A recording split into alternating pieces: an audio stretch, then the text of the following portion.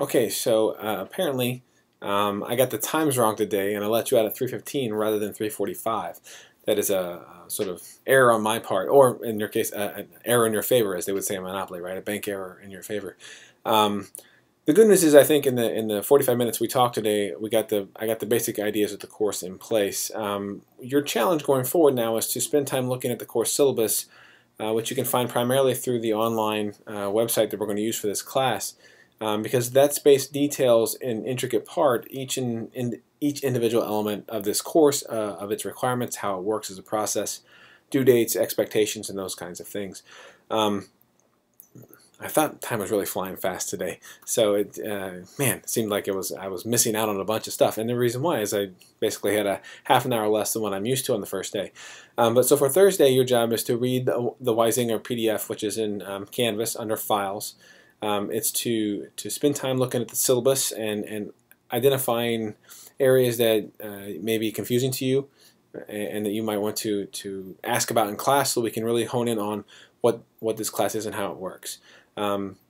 As a kind of recap, though, the basic elements of class are students, in this case yourselves, have to write play experience logs and reading response papers in order to then have access to do various course assignments. Once you have access, you'll do the course assignment. You'll turn that assignment in for a grade. I'll grade it. If it's less than 85% of that point value, then you can revise and resubmit it at the cost of 1 diamond per revision to improve your grade so that you can move on and be successful in the class. The more that you can get peer review involved in the process when that becomes available to you, the better it's going to be and easier it's going to be for you to score the kind of points you're trying to achieve in this class, right? And that's really the core dynamic. Beyond that, the more you play the Forge of Empires game, I think the easier the mechanics of the class become. Additionally, those things grant you points, and I think the more you spend time with the kind of policies, rules, and procedures of the class, the easier it becomes for you to internalize the logics that govern this class. And that's really what the class is trying to do. This particular design, it's creating a set of mechanics by which a given college course works, and in many ways it calls into question other types of practices that we'll talk about in this semester. So I think that's the kind of recap from where we're at this point in time. In terms of other things in this class, when you visit the website, which is W350 rhetoricplaygames.wordpress.com, you can see that in the sections here, the home button shows us the vlogs from the last class, and you view those as you wish. Under the About page, we have the course description, the course calendar, readings, and so on. And for example, if you look at the course calendar, it shows you that for Thursday, 1:15:15, you need to read Weisinger, pages 1 through 27.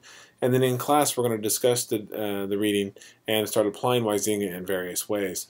But you also need to sort of familiarize yourself with the syllabus too prior to that class meeting. To continue on this process, if you look at the course readings, this tells you sort of the books we have, the requirements, and what you're going to get out of this class, which I talked about in class a little bit. The course game rules, you'll see there are sort of 3 basic rules to this class. To earn any points on a graded assignment, you have to have 85% or higher. In order to receive a final grade above any grade above a D in the class, you must successfully complete all the required assignments, and those are marked on the course assignment guide. And then 3, in order to begin any course assignment, you have to spend, quote unquote, the prerequisites, right, the PLs and the reader responses that you need. So moving on, you can see the grade scale, and there's a page on points, resources, goods, PRs, and vlogs, and it sort of talks about what each element is and what its corresponding dynamic is to the game Forge of Empires. Read through that, get a sense of how that works. It talks about peer review and how that comes into place.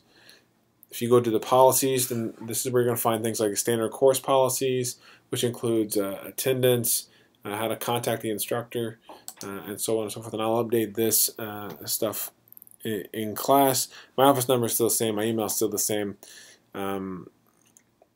Office hours, which I put on the board today. Basically, I'll have office hours available to this class from 12:30 to 1:30 p.m. on Tuesdays, Wednesdays, and Thursdays. If you can't meet with me during those times, that's fine. Email me and we can set up an appointment that might work better. And if you can't physically come to my office hours during the time, I'm also open to doing sort of online Skyping or Google Hangouts or whatever you want to use to engage in a kind of video conferencing, if you will. But please review the course policies, the revise and resubmit policies there. A diamond guide is on that page under policies. And then the important one probably is the turning in coursework tab.